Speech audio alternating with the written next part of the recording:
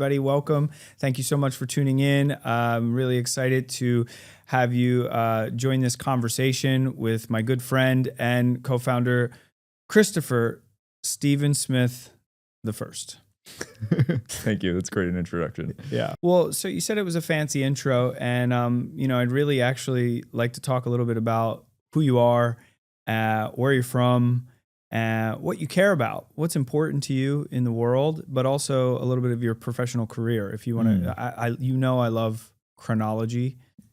Yeah, you're a time lord, so it makes sense that you would ask questions about time. I mean, I sometimes I forget what I did, last week, but where did it all start? Okay, so I don't know. I always loved math growing up. I was like, do puzzles since I was very young, like jigsaw puzzles and mazes and Legos. I fucking loved Legos. Like, yeah, and then first you make the thing that they want you to make, and then you rip it apart and make your own thing. That's right. So anyway, so so what was I doing? I don't know. I mean, I liked math. My mom taught me a lot of math before I went to school. But then, I don't know, at some point I got really into the piano. And then I was like, oh, I want to, play the piano for a living. And, my parents were like, okay, sure, what. Yeah. And so when did you start playing the piano? I was quite young. I was 8 years old. Okay. Maybe 7.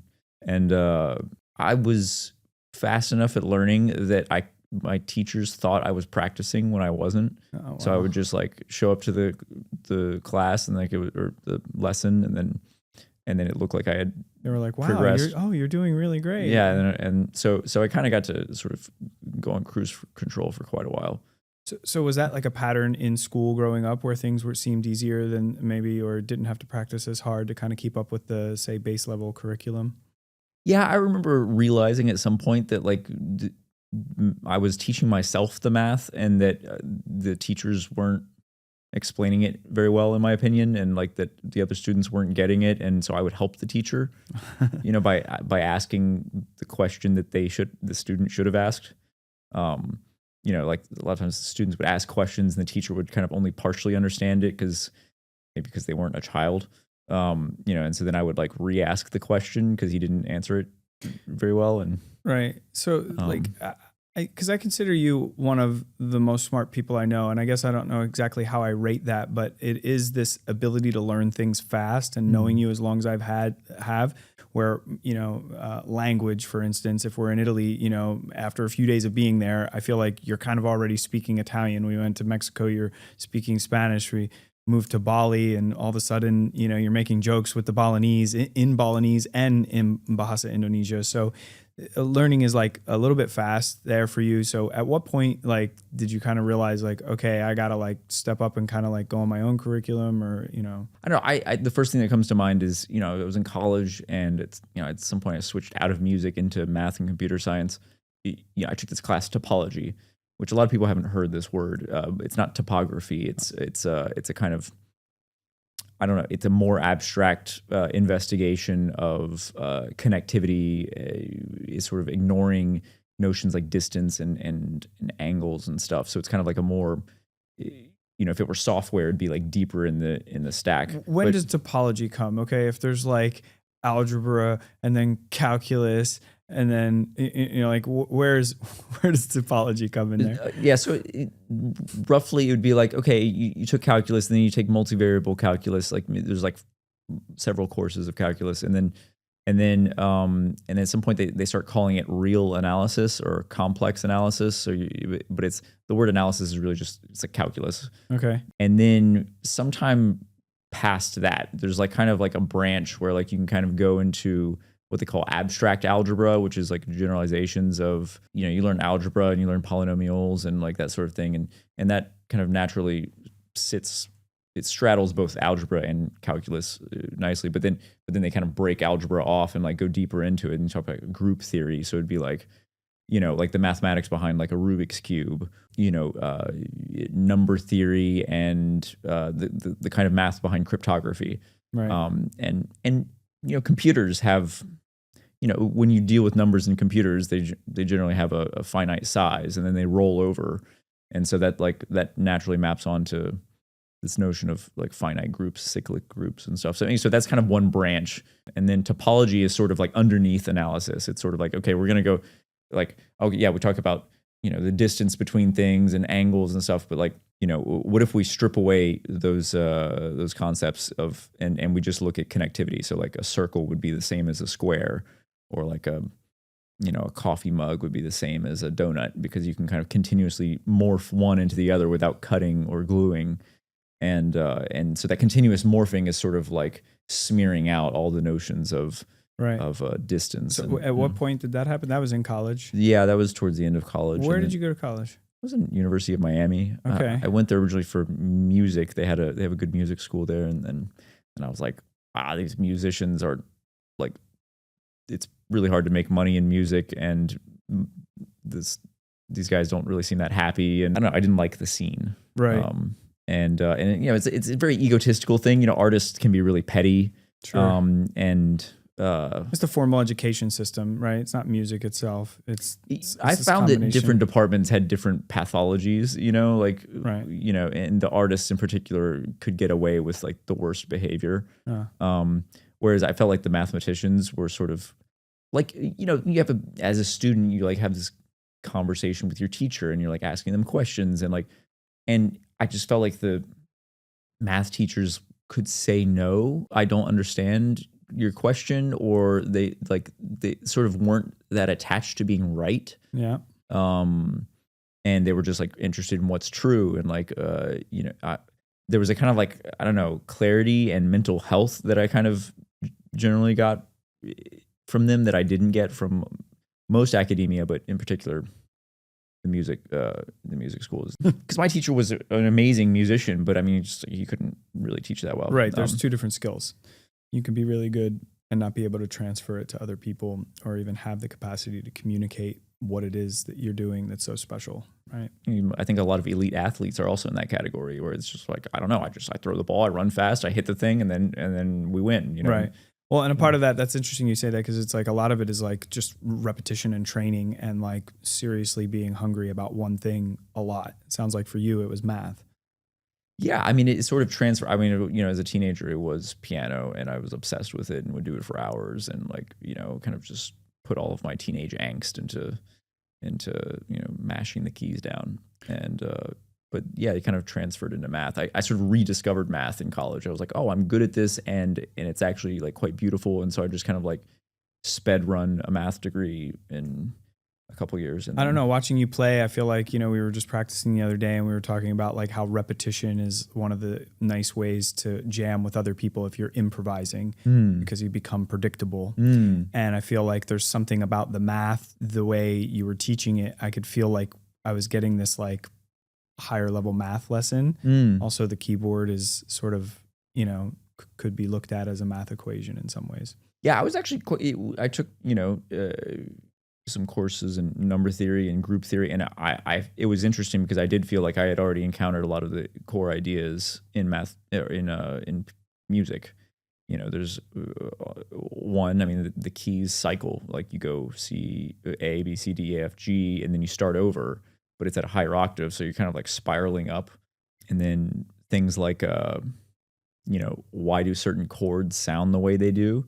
There's something about symmetry that gives you this kind of weightless sound where there's no home, there's no kind of like, where some chords will give you like tension, and it's like kind of going somewhere, especially in a context of other chords. But like, if you kind of evenly divide the 12 keys into like 4 or 3, then you get this kind of weightlessness. And I was always fascinated by that. Like, Euler, the famous mathematician from, I don't know, hundreds of years ago, was he wanted to actually bring music into mathematics as a kind of like as a study of a subfield of mathematics. And sure. And there's lots of interesting physics about that. And I don't think that the beauty of music is entirely arbitrary. I don't think it's purely cultural. I think a lot of it does have to do with like physics and the sort of the alternation of tension and release in harmony with our nervous system, and so it's like, I also see it as like kind of a communication modality where how you feel when you're playing music. And this is what's so, I think, if you feel good, then it'll probably sound good. I mean, if you feel good and it doesn't sound good, like there's a technique missing. But like, you know, a lot of music students in the school I felt like they had good technique, but it didn't sound good, and I think it was because they weren't feeling good. Interesting. It was like, you know, they were kind of, you know, they had somebody shouting over their ear and Sure. you know, in their memory. Yeah. And this is the whole like, you know, schools kill creativity thing, right? It's like there's a little bit of a mismatch on like where talent or even just full self-expression comes from versus trying to meet the curriculum or do it the right way per se. Yeah, I think, you know, there's a real, you know, I mean, certainly, you know, parents put all their resources and hopes and dreams into their children, and sometimes they sit nicely on the child, and sometimes it's heavy and uncomfortable, and so, but I think also, you know, particularly I was studying classical music, so it's like there's really this kind of emphasis on like correctness and the right notes, and I think that can really, it's like kind of trying to go 80 miles an hour with the brakes on, you know, where you sort of like it can create a lot of tension, and I think it extends beyond music as well, you know. Sure, yeah. Well, and so, okay, so just to kind of cruise through the history here. So I know you were in Miami, but then you finished school in Santa Cruz, right? Yeah, at some point I transferred. I was in the middle of a math PhD, and then I just kind of like, oh, I don't know if I want to be a professor. I don't necessarily want to like disappear into some like government black hole. And so, you know, what are my career options right now? And one of them is like technology, and another one is teaching. And so I had this idea that I wanted, and this was back in 2011, 2012, that I wanted to make an AI tutor, because I was quite good at teaching, and I felt like I had a system, and I was like, wow, you know, I was teaching like, you know, the students or children of quite wealthy parents, because it wasn't cheap. And I was just seeing like, oh, this is like such a different experience than you get in like a public school or something, to have like a private tutor. And I was like, well, what if a machine could kind of replicate 60-70% of that? And, you know, I think the technology wasn't ready for that sort of thing. Now I think you could do it. And I think that's probably going to be one of the killer use cases of AI is, you know, enabling people to get a private tutor that's for, you know, pennies on the dollar. So, all right. So how did it lead into like, I don't know, your early career tech? You know, I want to get, to get the picture of like where, you know, you're in crypto now. You've built quite a few systems in crypto. What are the highlights in that trajectory of like coming out of UC Santa Cruz? So I transferred to UC Santa Cruz, and I was like, okay, I want to learn something about machine learning, because that was where my research had kind of wandered into. And but I you know, was using different vocabulary for the whole thing. So I kind of learned how to talk like the machine learning people. You know, I walked into this office on Pacific Avenue, and it was nice. There were these stairs. There was like a nice wooden door, but it was kind of mysterious. There was no sign on the door, and I just kind of wandered in.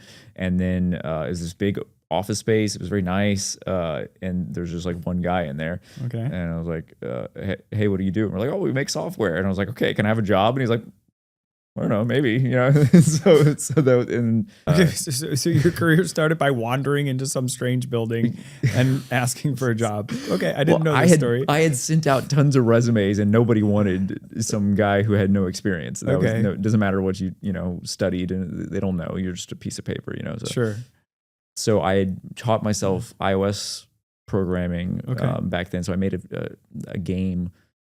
I was fascinated by this game called Nim, which is sort of like the foundation for like, there's this whole class of like of games that are kind of like, you can boil it down to this thing where you sort of like, you've got little sticks in, you know, different arrangements, and you take turns taking sticks out of their little box, and the goal is to make the other person pick up the last stick. Okay. And so it turns out you can turn a whole bunch of game, and there's even like a whole alternative number system called Nimbers that are like.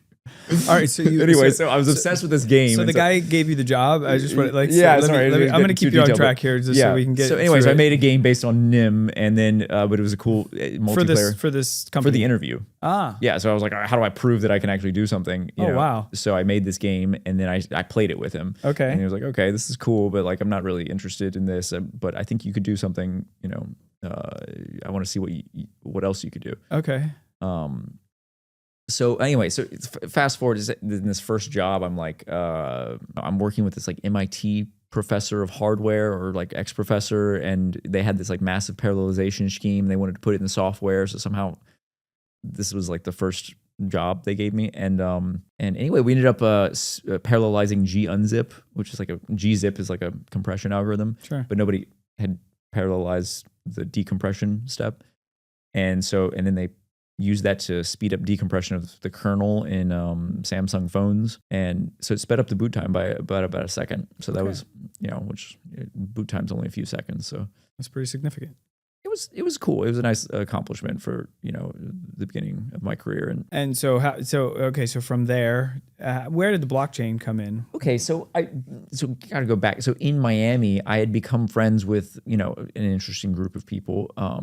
And one of them, he had worked at Apple, but he was quite smart, but like kind of deranged, like, somebody who kind of gets by on very bad behavior because he's so smart. So, but like doing way too many drugs and stuff. But he had told me about Bitcoin. He's like, you could buy all this drugs on Silk Road and stuff. And I was like, okay, like, thanks for sharing, but then I go read about this thing, Bitcoin, and he was, and it had a Wikipedia page by this point. And so I was like, oh, I remember there being like a kind of a little light bulb went off where I was like, okay, this is like more interesting than the average Wikipedia page. Like there's something in here. And I didn't really know much about the monetary system or finance. I didn't have like an investor mindset. I also hadn't studied any of the sort of core technologies in Bitcoin because it's kind of off the beaten path. Like it's, like digital signatures I was like roughly familiar with, but like peer-to-peer networks or, proof of work, like, using hash functions to kind of slow down mechanisms is, that was all new to me. And so I had, a fair bit of things to learn about but I slowly became more and more interested in it. And I read the Bitcoin white paper and got, started to wrap my head around how this thing worked. And it was interesting. The last part that was like, maybe took the longest to understand was like, okay, I see how these components work together, but like, why would someone consider this thing money? And that kind of led me down this path of like, okay, what is money? Where does it come from? And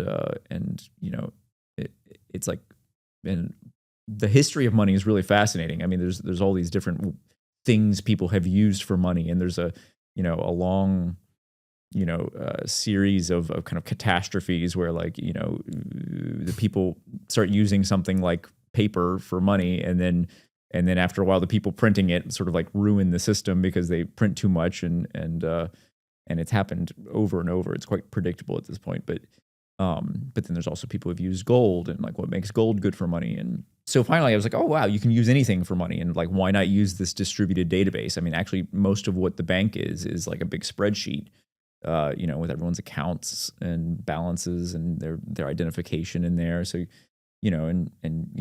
what do I do when I send money to you? I mean, there's authentication, right? I kind of prove that I own this row in the database, and then they check that I don't send too much money, that I'm authorized to send you this much money, and then I say where I'm putting it, what really drove this home for me was, years later when I started building on Ethereum and I saw the ERC20 standard, it was like a simple, this is like the token standard. And it was just so few lines of code. And I was like, wow, like it's basically all the meat is really in this like transfer function. There's like basic authentication, and you check that the person has the money. I mean, it's so simple compared to like so many different like software systems, and of course there's a lot of like supporting stuff beneath it. But it just like, it really boiled down like, okay, the concept of money has been dramatically overcomplicated. Right. And there's a natural question of why. I had a good friend who worked in Wall Street. He was he had retired, after doing a bunch of like $1 billion deals and eating breakfast in the shower because he's like working so much. And and anyway, so 2000. I'm bouncing around here, but like 2008 happened, and I remember I asked him. I was like, hey, so what? I think this quantitative easing thing. I think they're just like printing money. And he's like, no way. There's just no. that's not what's going on. And I was like, okay, well, you worked in finance. Can you go research this for me and explain it to me? He's like, okay, sure. I'll call you back in a couple weeks. He's like being a tough guy. Yeah. And then he called me back the next day and he was like, I can't believe nobody told me. Right. They really are just printing money. And so that was kind of the seed that I was like, okay, that's seems weird. Like I'm not allowed to print money, like I was always told if you go to Xerox a dollar bill, like you're gonna get in trouble. Right. And I do things for other people, and then like as part of a job, and my number goes up. I get more money, and then I ask other people to do things for me, and then my number goes down, and their number goes up. Right. Right. And so we have this like little, So is it really just that simple? I do things for you, my number goes up. You do things for me, my number goes down. Yeah, roughly. I mean, that's the sort of ideal of the system, or I say the core of the system. Obviously, it doesn't always work like that. I mean, like people steal, right?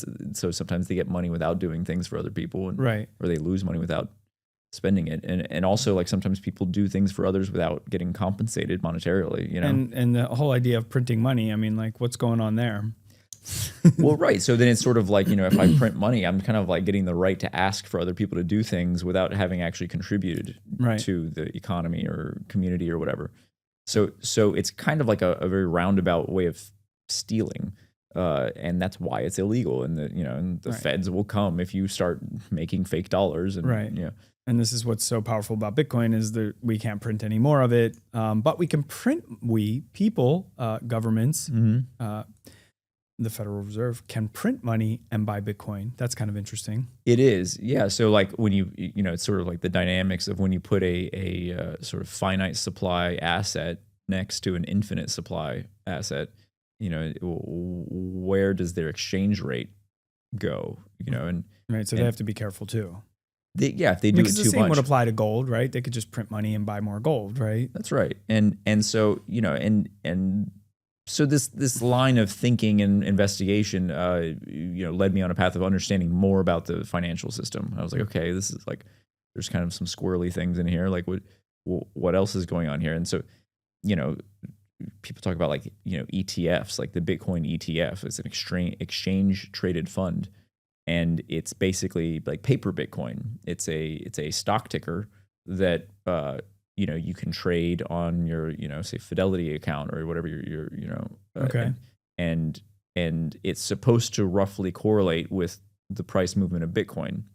And in theory, there's Bitcoin in the fund that sort of backs the ETF. Right. But this is also like, this is kind of the same. It's kind of there's a similar pattern that's being played. Like there used to be gold, and then there was paper in front of the gold, and then they were like, "Don't worry about the gold. We don't need that anymore." It was like, just play with the paper. Look, it has a picture of your grandpa on it. Yeah, and it's like, wow, I love my grandpa. I love money. Let's go get some more paper with my grandpa on it. Right. And this is your founding father, and he's frowning because so these principles are important, right? Trustless, and also if you're going to back it by something, who's the verifier? Who says Fidelity has X amount of Bitcoin, and now I have my 401k or my fund that I want to buy as a employee or whatever, but I want exposure to Bitcoin. Why wouldn't I just buy Bitcoin? Well, I mean, I think in general, the whole point, if you read the Bitcoin white paper, it talks a lot about removing the need for trusted third parties. And so, the ETF is, and all its apparatchiks are trusted third parties in the sense that we trust them to audit it and sort of and there's things you can do where you can prove that you have a certain amount of Bitcoin. They have a so-called proof of reserves thing, but this is not normal in the TradFi world, and so you sort of so it's cool because we're kind of like making there's some accountability here that didn't exist before. Yeah, and so one way to look at it is that all these kind of like trust issues that we might have around like the financial system have already been sort of solved by cryptography in the world of like military or espionage. Like it's okay, you want privacy, here's how you do it. If you want authentication, like if you want to prove that like the person who said that is the person you think said it, well, that's a solved problem. And so, but then deploying it in a way that's easy for everyone to use, I mean, is a big part of the challenge. And especially when it comes down to, you've got millions of users, many of whom, don't want to be bothered and by learning some complicated new technology to be able to they're just trying to make some money to put food on the table. So, right. So I think there's, in some sense, the technology is not the bottleneck at this point. We have ways to make our financial system more transparent, but there's a lot of social obstacles to really implementing that. But, yeah, this is goes back to the founding fathers and checks and balances, and these systems can actually create true checks and balances across the board. Yeah, I think that there's a good argument to be made. I mean, we use this word public, right? It's in the public's interest, or this is a public park, or this is public health, right? And I feel like what it really kind of amounts to most of the time is that there's some well-organized mafia that gets to run it and sort of say it's on behalf of everyone else. But Bitcoin, in some sense, is the first truly public utility. Bitcoin, because it's permissionless, doesn't care what nationality or what race or gender or religion you are. Right. It doesn't even care what species you are. You could be a dolphin if you can figure out how to connect to the internet. This is cool. And I think this is a cool opportunity for some people that may want to get exposure to Bitcoin beyond the ETF to understand, or any currency, not just Bitcoin, how it works. So, let's walk through it step by step here. You would want a wallet, right? This is... So there's, the sort of mantra that, the Bitcoiners are always saying is not your keys, not your coins. Okay. But what's a key? So your keys are the reason they call them key, they're really just numbers, but the reason they call them keys is because you can use them to lock and unlock things. Here you're unlocking your funds. Sort of like if you imagine you have a treasure chest and it has all your money in it, and then you have a key that can unlock it. And so if someone else gets their hand on those keys, they can unlock your treasure chest. And in this case, the treasure chest is sitting on a public database that anyone can look at. Right. So the Bitcoin blockchain is a database. It's public. Anyone can download the entire database. It's the entire history of the Bitcoin economy. Every transaction is in there. And so, but the transactions, the accounts are locked with keys. Okay. And so who's holding the keys? If you're using something like Coinbase, which feels very familiar to people who are familiar with banking, it feels like an online bank. Yeah. And, but they're holding the keys. Okay. And so there's, what you would call counterparty risk. So you make an account on Coinbase, you transfer some money from your Chase or Bank of America into your Coinbase account. Now I have USD and I want to trade it for some Bitcoin, some Solana, some Ethereum, whatever. I trade it. Now I have Bitcoin in my Coinbase account. It's in my Coinbase wallet, but I don't have the key. Right. Now, they're holding it for you. They're holding it for. So that's a trusted third party who's kind of holding on to it. And this is where we've seen a lot of the only real vulnerability that people have. Well, there's many, I should say, but one of the big ones is where exchanges go down or there's a breach and someone accesses it through because that third party has it, not yourself, right? Right. And these exchanges generally hold tons of money if they're successful. They have a lot of money in their vaults. And so it becomes a very attractive target for thieves, right. So to keep it hackers. simple, if I had that scenario where I just transferred some cash, I was like, all right, I'm going to buy some Bitcoin. I want some exposure to this, but I also want to be safe because maybe Coinbase gets shut down. Unlikely, but possible, right? And if I want the full protection that Bitcoin offers, and to be in the full power of the opportunity of what this is, then I would want this on my own wallet, which could be a hardware wallet or a software wallet. So it's sort of like you can, there's kind of a gradient or a spectrum of how secure or how convenient is it. Okay. And you can take more responsibility with Bitcoin than you really, it's hard to do the equivalent with cash, so when you withdraw your Bitcoin from an exchange, withdraw it to a wallet that you control. That's the ideal, is that it's now you hold the keys. Okay. You kind of take it out of one treasure chest and put it in another one. So now I move it off the exchange. I put it into my Phantom wallet, right? I got to back up a step. I went on the app store on my iPhone. I downloaded the Phantom wallet. And the first step is it says, oh, hold on. We're going to give you this code. Here's 12 words. This is your recovery seed phrase. This is so important. And it's an interesting piece there because if you're in crypto, a lot of people know, oh, you better write down your recovery seed phrase.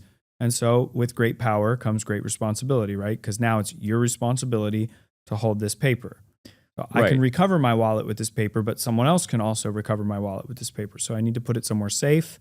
So now I have like this liability also that I can't call Chase or Bank of America and say, ooh, that wasn't me. I didn't do that. Give me my money back. And they'll go, okay, we'll look into this and we'll give it back to you. In this case, if someone finds that paper and they take your wallet, then it's over. You're done. Yeah, it's very unlikely you'll get that back. So you have to back up that recovery seed phrase. Something interesting, because I was just onboarding somebody recently and I hadn't noticed this, is that right before that moment where it tells you to write it down or write it that same time, there's a button on the bottom and it says, back it up to iCloud.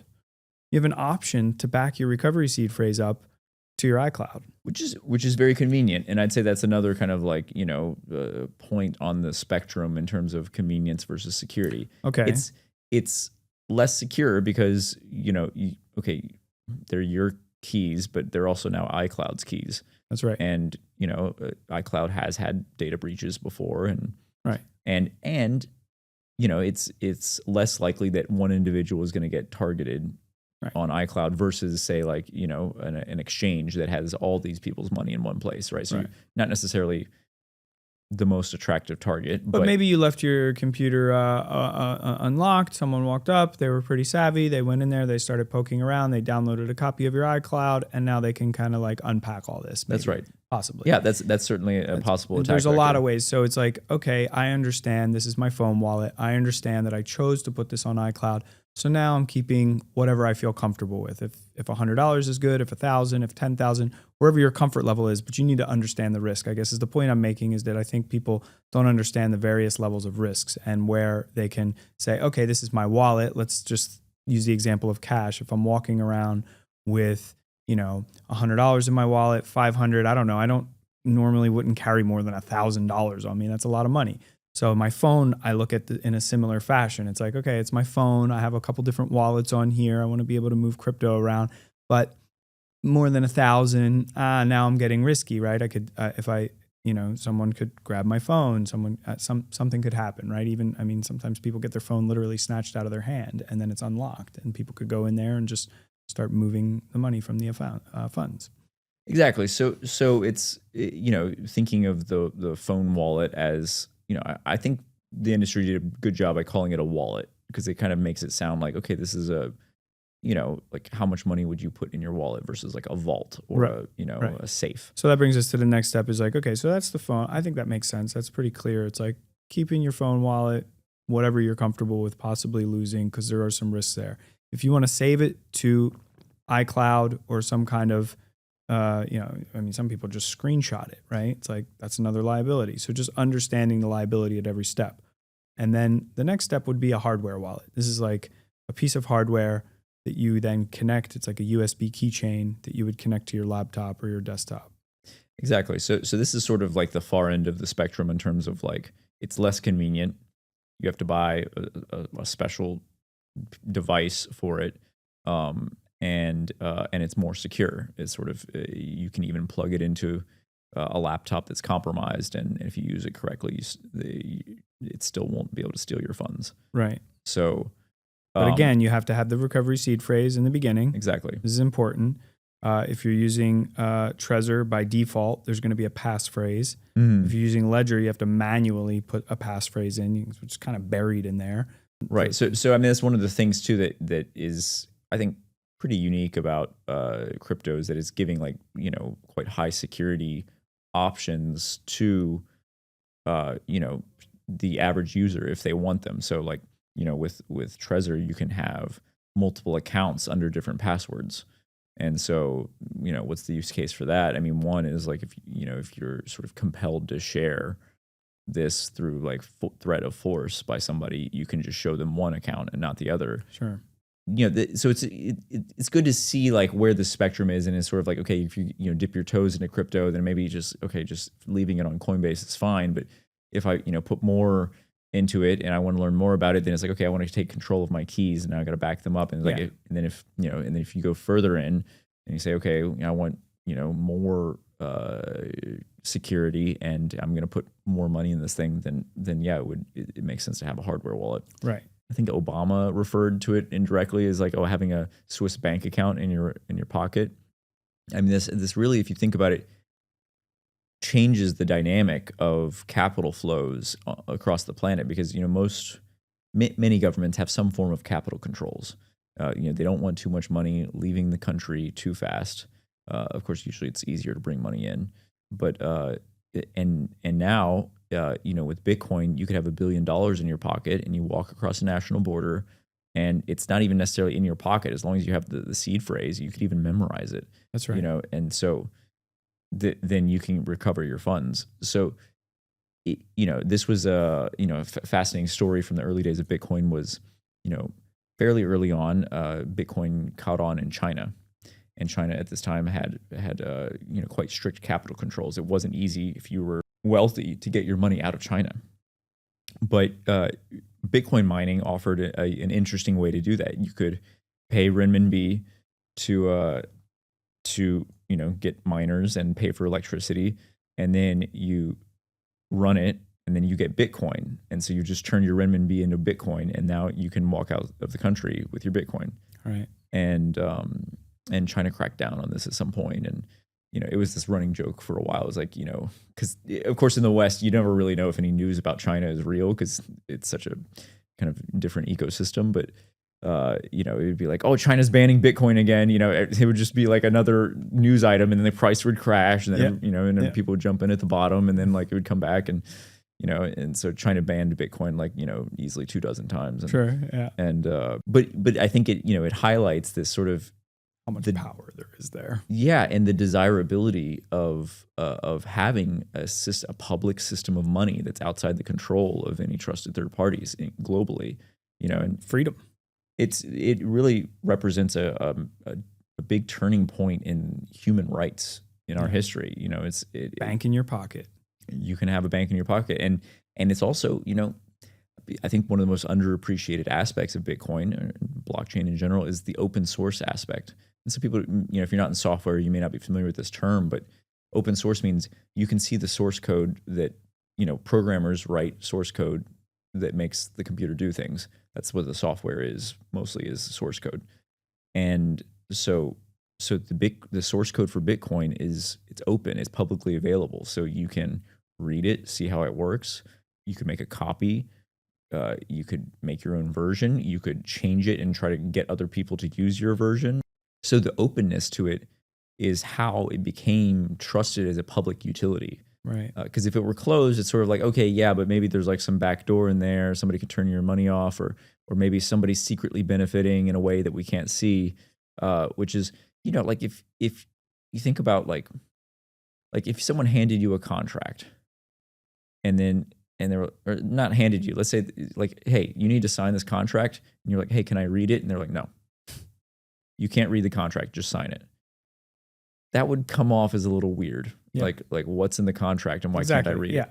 So the same thing is like with closed source software. Like if you use Windows, you're not allowed to know what the source code is. That's right. And there's a lot of things happening in the background. Of course. And of course, they're like sending data from your machine up to Microsoft. I think people are becoming more and more aware of that reality, but still, it's a fact that it's still closed source.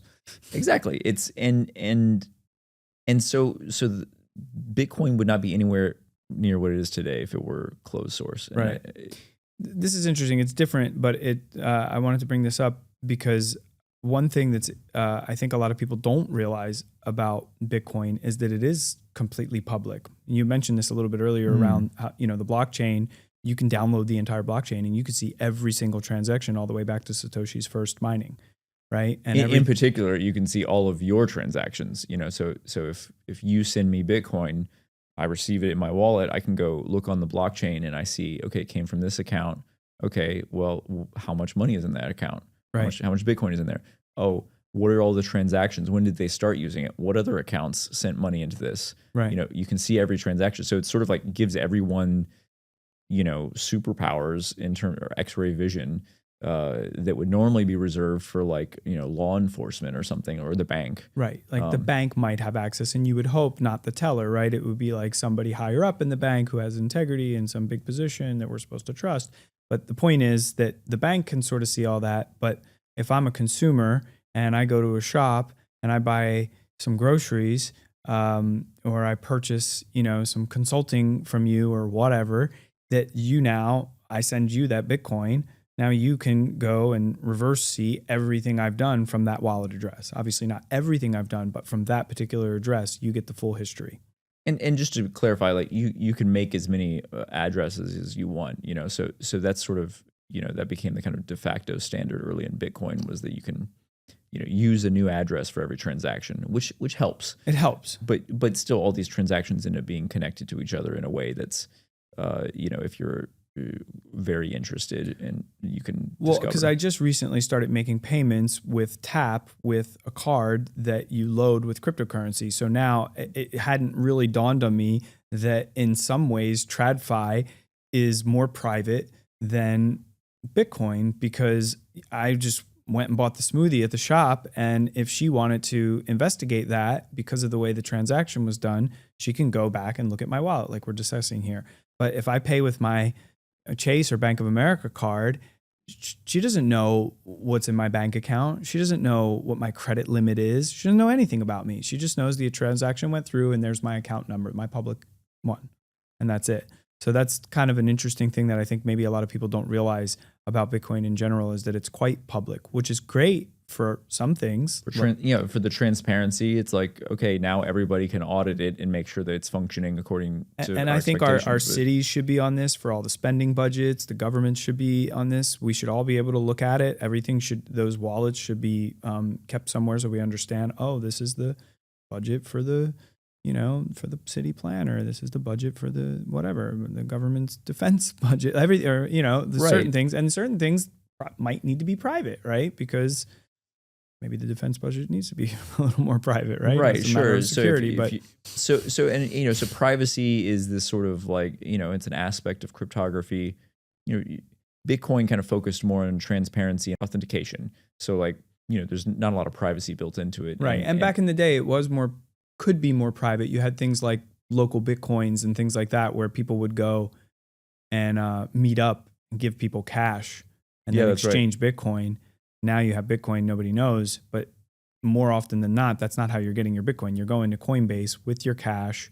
And so there's a whole trail of everything you've ever done. Right. And to make an account on Coinbase or any of these exchanges, you have to do what's called KYC, or know your customer, which means you got to, you know, provide your identity documents. Right. And so then, you know, now you've linked, you know, whatever address you withdraw to from Coinbase is now linked to your identity. So that's the sort of, that's why they don't say Bitcoin is anonymous. They used to say that, but it's pseudonymous, meaning you have like a kind of pseudonym. Your account is, you know, by itself, just kind of like a nickname. And if, you know, but if someone links your identity to it, then it's no longer very private. So. And again, you understand, I understand, I'm giving you a Bitcoin, and I understand that you have access to that information. So I may choose to use a different wallet or whatever. So, you know, that's where this whole topic of privacy coins comes in. And, you know, I think a lot of people who are casually into crypto don't realize that, you know, people can see this entire history of your accounts and the transactions and everything. So some coins have been developed that use more advanced cryptography to hide the amounts or the recipients or various aspects of the transaction, while still allowing the system as a whole to be audited for its integrity. So if you can kind of imagine being able to check that a transaction followed all the rules of money, as in like you didn't take money out of an account you didn't own, you didn't take more than you had, you know, that sort of thing. Imagine being able to know that that was true without knowing anything about who took the money out and where did it go and how much was it. And so that's where things like, you know, Zcash come in. That was the first one of the first privacy coins, and Monero was an early privacy coin as well, where they created, they kind of created decoys.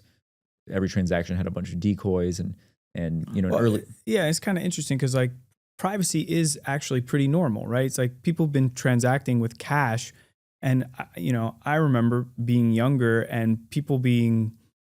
There was a meme out there about like, oh, they're going to get rid of all the cash and it's going to be all digital and credit cards. Like, I'm 41. I remember when it was, I would go out with my grandparents. They would pay for most things with cash. That was actually like when I was younger, that was pretty normal. And now, of course, these cards are super convenient. I'm using them primarily, but yeah, privacy is quite normal. And historically was how most things were done. Right. And so, there's this kind of narrative that, I would just classify it as government propaganda, to be honest, but it's just like, that, if we don't give, some specific group of people enormous power to monitor and control every transaction, that the world will fall apart. And it's just not true, because we lived for thousands of years without that. Before the internet, you couldn't really have mass surveillance. And so you couldn't have this sort of, weaponized financial system that we have now. And so recognizing that, like making it normal, remembering that it is normal is really, I think, critical to in the kind of, if you might say, information war about this, because people get scared, and they hear like, criminals, there's these bad guys, and like, be careful, there's bad men coming for you, but don't worry, we're here to save you. Just give us your information and we'll protect you.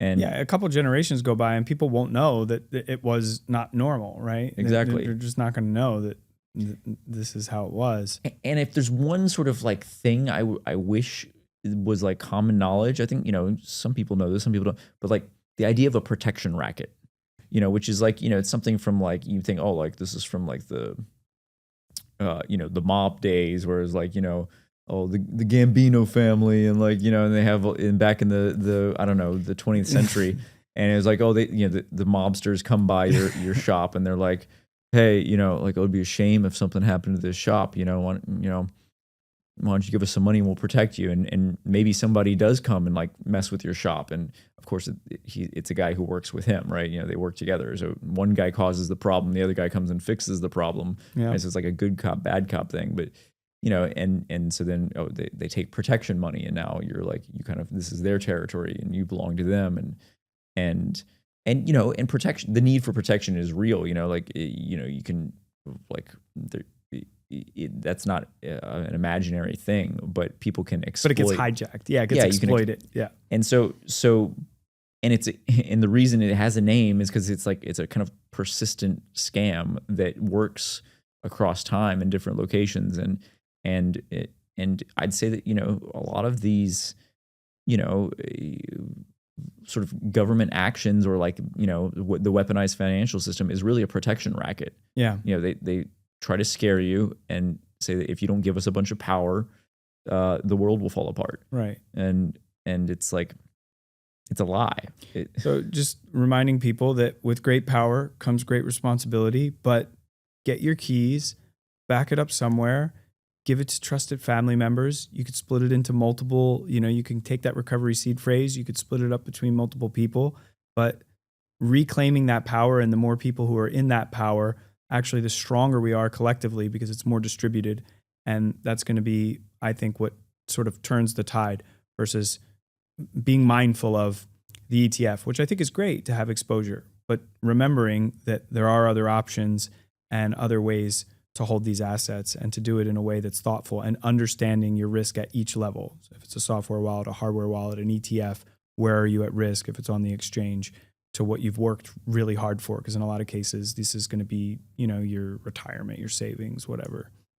Absolutely. And I think, Bitcoin started as a quite revolutionary technology, not simply revolutionary in the sense that it was new and exciting and was going to disrupt the marketplace, but even the first block in the blockchain. So there was a first block that was mined, and you can put extra information in there. It's almost like a billboard. If you mine that block, you can kind of scribble something on it. And the creator of Bitcoin wrote, 2008, the Times, it was a headline, 2008, the Times, chancellor on the brink of a second bailout. So it was very much in referencing the bailouts of 2008 and this sort of shenanigans that we saw where, it kind of looked like the whole country got robbed blind by some very intelligent thieves. Yeah. And so this technology was meant to, like Balaji says, like, you should have a startup or should have some kind of like one commandment or one moral inversion. Like, what are you doing different? What do you believe that's different that kind of, gives you your unique identity and sets you apart? And I think the Bitcoin commandment is inflation is actually bad. It's not good. And in fact, it's theft.